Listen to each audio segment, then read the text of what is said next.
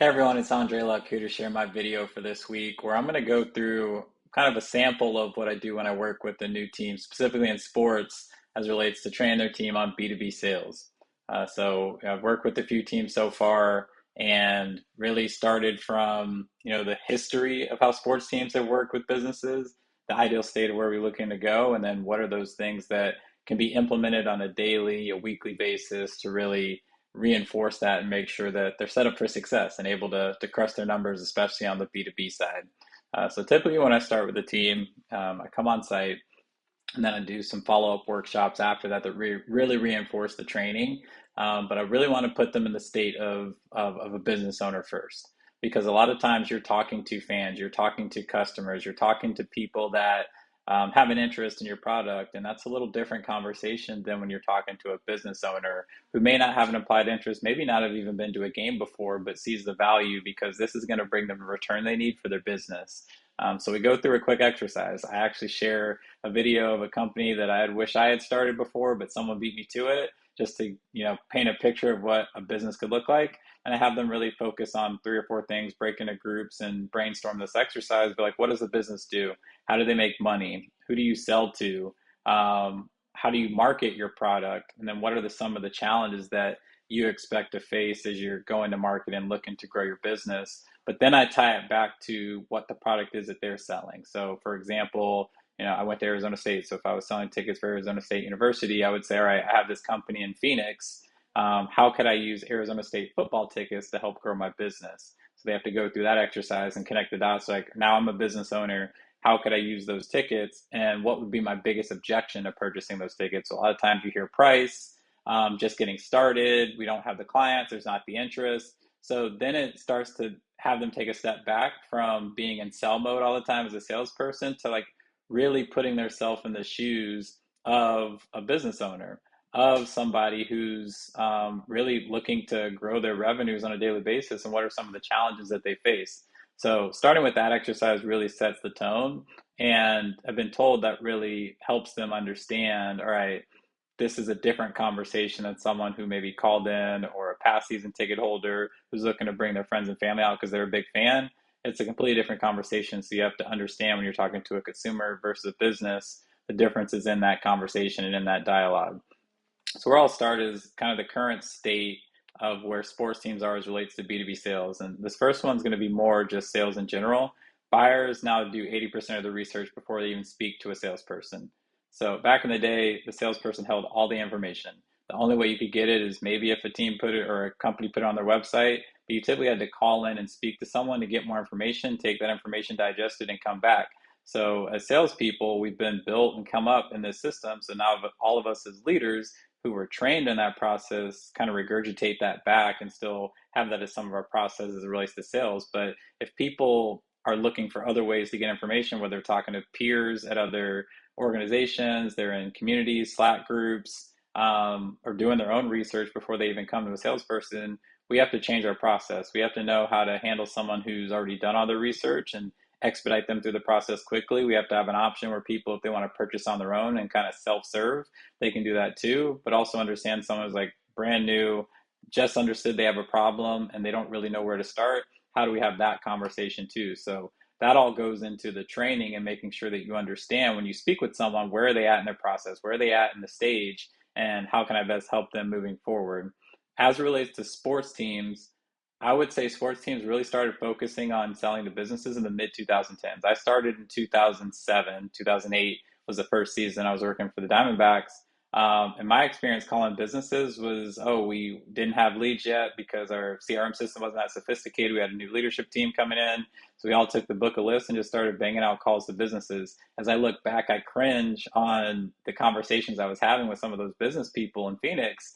And it was just random stuff that I was saying. It wasn't really any thought behind it. I didn't think about, how's this going to help grow their business? It was like, hey, I know that you have a business. We work with companies. Do you want to talk about tickets? And fortunately, I was able to bring on a few that were, but the 99% of people that weren't already interested, I wasn't getting anywhere with that. It was, no, I'm not interested.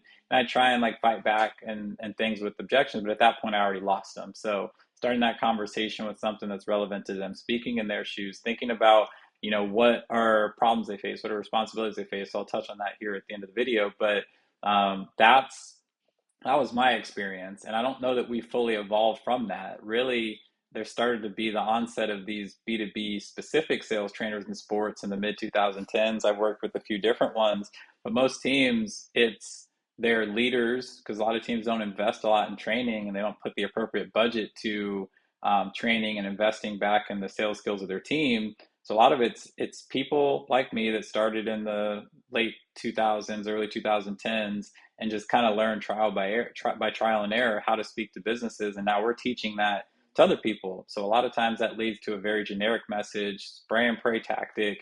It's not very thoughtful. It's not relevant. We're not speaking in business terms in these conversations. We're talking tickets.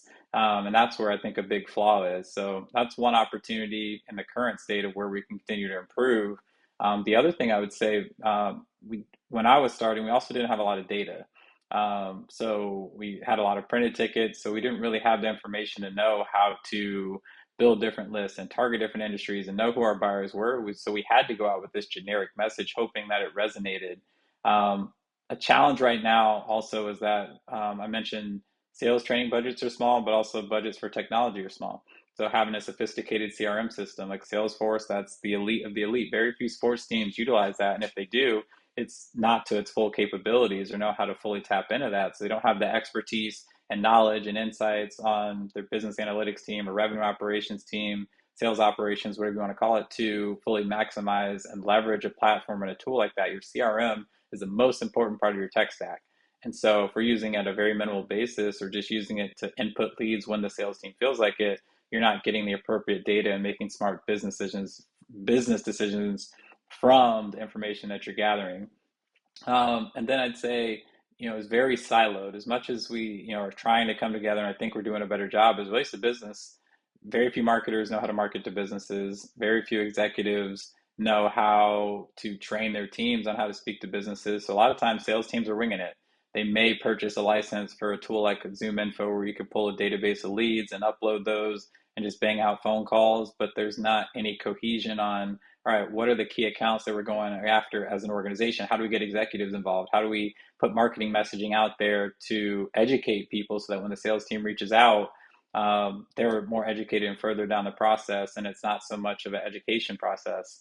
Are we doing direct mail pieces with them, and are we aligning those efforts? A lot of times it's just fragmented.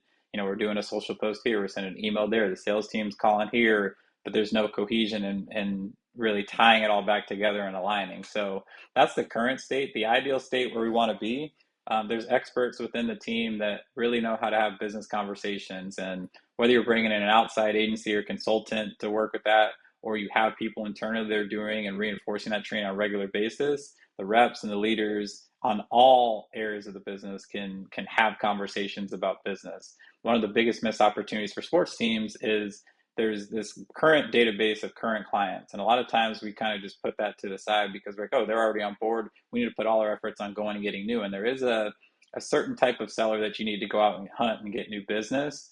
But we're leaving a lot of money on the table with the current businesses that we already have in our book of business.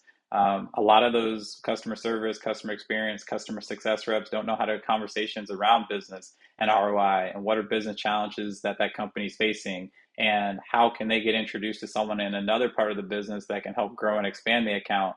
It's really very reactive. It's when someone needs something, maybe they know what the business does, but a lot of times I talk to reps and, I fell victim of this too. Like we'd have a client, but I didn't actually know what they did for business. I didn't know how they made money. I didn't know what their priorities were for the next quarter, next half of the year, upcoming year, whatever it may be. So for me to talk to them about upselling and expanding their accounts or even renewing them, that was very transactional. It was, oh, you should do it because, we see other companies doing it. And sometimes that would align with some of their business goals, but we want to be prescriptive. We want to be consultative. We want to know that they have, this big conference coming up in Q4. And by utilizing our tickets, they can invite people that are coming to the conference to the game. Something like that, where that there's occurrences in their business. There are things that are coming up that our tickets can actually help reach their goals, whether it's looking to, be more profitable or grow their business or acquire new clients or retain their clients. Like speaking in that language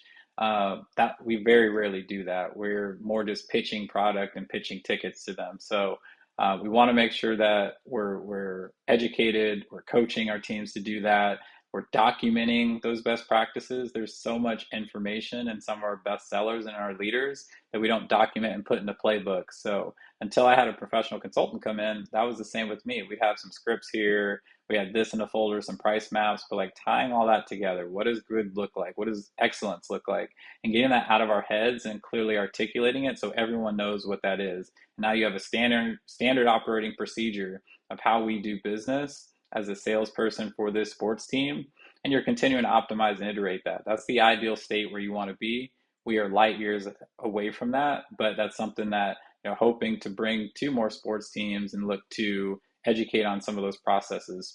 I mentioned having more thoughtful and relevant messaging, not going the generic spray and pray approach. There's some great tools out there that can help you cast a wide net, and I use them, and I'm an advocate for them, to send automated outreach to some of our prospects. And maybe if it's a lower tiered account or lower priority, or we're just starting to dip our toe into reaching out to a lot of businesses, it is more generic. But if you have a sales team member doing outreach, they should be thoughtful with it. They should be using LinkedIn. They should be using ChatGPT to understand what that person's job title is, what their persona is, what's going to be most relevant to them, what messaging is going to resonate with them most, and really thinking through that so that you can cut through all the noise of the 50 other sales messages and emails that they're getting, and have a strategic approach to how you're targeting that person, and very thoughtful. Using videos, using voice messages on LinkedIn. There's so many ways that you can cut through the noise, but also speaking to things that are going to impact their job and their business in their industry based on their job title and persona, and how your solution can help them do that. So whatever team that you work at, what tickets you have, how you could help a manufacturing company and a VP of sales at this manufacturing company with tickets that you provide. And if you could tie all those three together, that's the ideal place you want to be when you're doing outreach, looking to book more meetings and get deeper in the process with business people. I touched on earlier about using technology. So making sure that you have skilled people, and if you don't have them internally, bringing in people externally to help you optimize these processes and get them up to speed, but being able to leverage and utilize that technology to its fullest extent. So maximizing your CRM, maximizing the APIs and the connections to the data from your ticketing system, so that that information is then helping with your scoring or educating your team members, or using a sales engagement platform to help make sure that you're working more effectively and efficiently, like an outreach or a sales loft. And there's tons out there that just help sales teams and salespeople work more efficiently, opposed to guessing what the next step in their sales process is, or guessing what playbooks and sequences work for them. Being very strategic and looking at that data and utilizing it, and leveraging all that data to make smart decisions in their CRM, and just getting more alignment across the entire go-to-market team. So obviously your sales, your customer success, your marketing team, bringing finance into it so that they can understand, where, when you're making and asking for these investments, why it's so important and how it's driving ROI for the business. But always having a B2B focus, and always optimizing that too as you go. That's the ideal state that you want to be, because currently we're not there as a whole for sports teams. There's a long way to go, but slowly want to chip away at making sure that we're focusing on the most impactful things, which for me is training the team and training the reps, and then eventually looking to build off that initial foundational training. That's where I feel that we fit in the best and provide the most support in this transformation that we're looking to bring to sports teams as it relates to B2B sales. So I've touched on this before, but really I want to set the stage and get salespeople, leaders to understand why sports teams sell to businesses. Obviously, there's revenue gains and opportunities from that. Businesses typically spend 5 times more, from my experience, than the consumer does. You're probably selling less deals, but for a higher amount, so it's more efficiency there.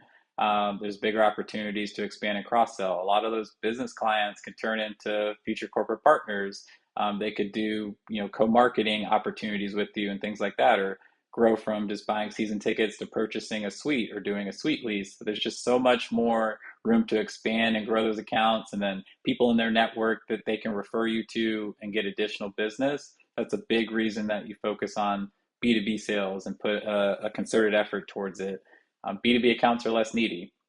They don't need as much from their account manager, their account rep. That they just need that person to be educated. They need that person to understand how businesses work so that they can best consult them through the process and make sure that they're achieving their business goals and outcomes.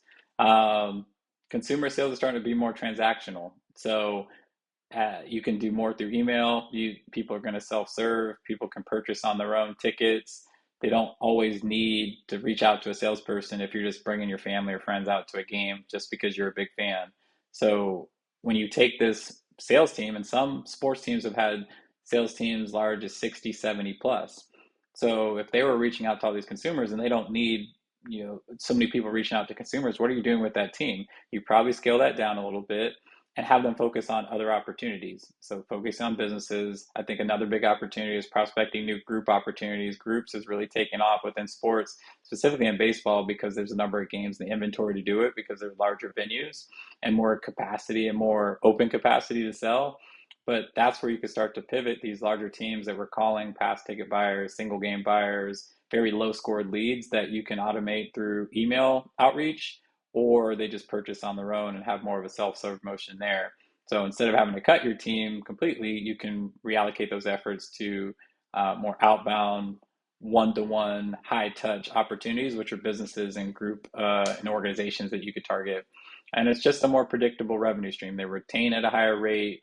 You can look out and say, all right, a business account typically stays with us X amount of years. And they, like I said, renew at a higher rate. So you can start to project out your revenue, where the consumer business is very focused on how's the team performing. If the team wins, you'll renew at a higher rate. If the team loses, you'll probably renew at this rate. And that's a lot that's out of your control. And then the last thing I'd say is many teams are looking to do more premium build outs. Many teams are looking to expand and kind of grow these entertainment venues outside their ballparks. So they need to recoup those investments through revenue. There are some high net worth individuals in all these different markets, but a lot of that's going to come from businesses. So if you already have a consistent program where you're reaching out to businesses, and you have a lot of businesses in your pipeline, that gives you more comfort, that gives you more excitement and belief that you're going to recoup those investments through business sales to make higher premium sales and refill the seats that you're building out with some of these build outs and premium inventories that's starting to grow and become more prominent, not just in pro sports, but minor league sports, or major league sports, but minor league sports, collegiate sports, all looking to grow in some of those areas.